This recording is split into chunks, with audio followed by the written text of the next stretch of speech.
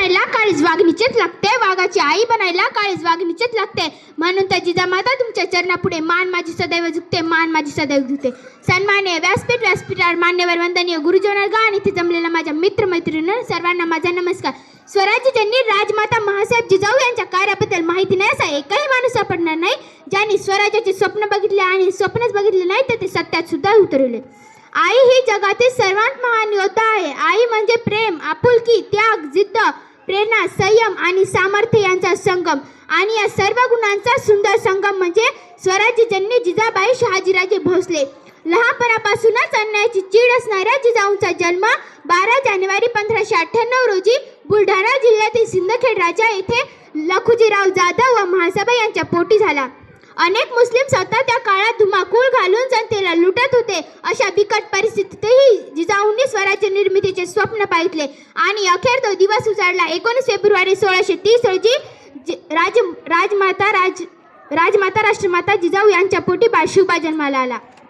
बाळराजांना लहानपणापासूनच त्या रामायण आणि महाभारतातील शौर्याच्या कथा सांगत. हिंदवी स्वराज्याचे बाळकडू शिवरायांना महासाहेबांकडूनच मिळाले होते.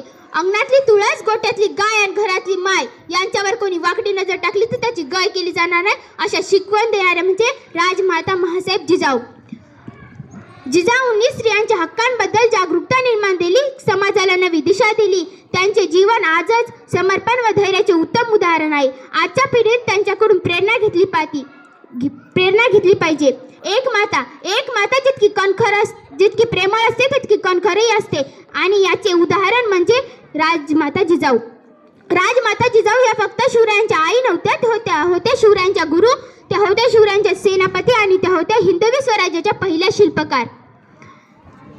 शिवाजी महाराजांचा जन्म तलवारीतून झाला नाही, तो जन्म झाला जिजाऊंच्या विचारातून. रामायण महाभारत सांगताना त्यांनी शिवबाच्या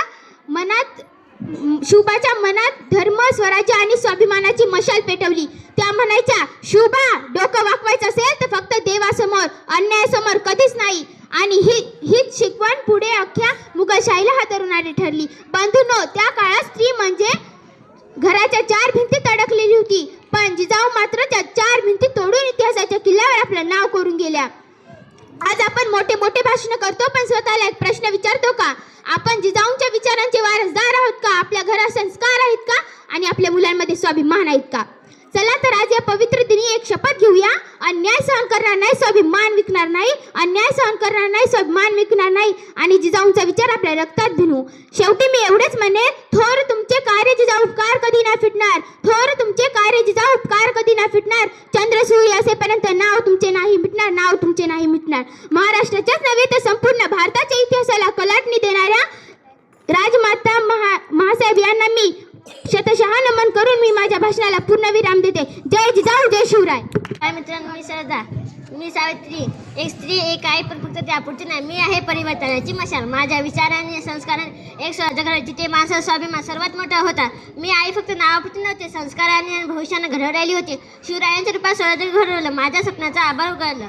माझ्या शुभाल मी रामायण महाभारत ऐकलं, पण फक्त तेवढंच नाही, त्याला महत्त्वाचं त्याला अन्यायाविरुद्ध उभं राहायला शिकवलं. संकट माझ्या जीवनाचा भाग होता, मी कधीही डगमगले नाही, कारण स्त्री म्हणजे संघर्षाची मूर्ती आहे.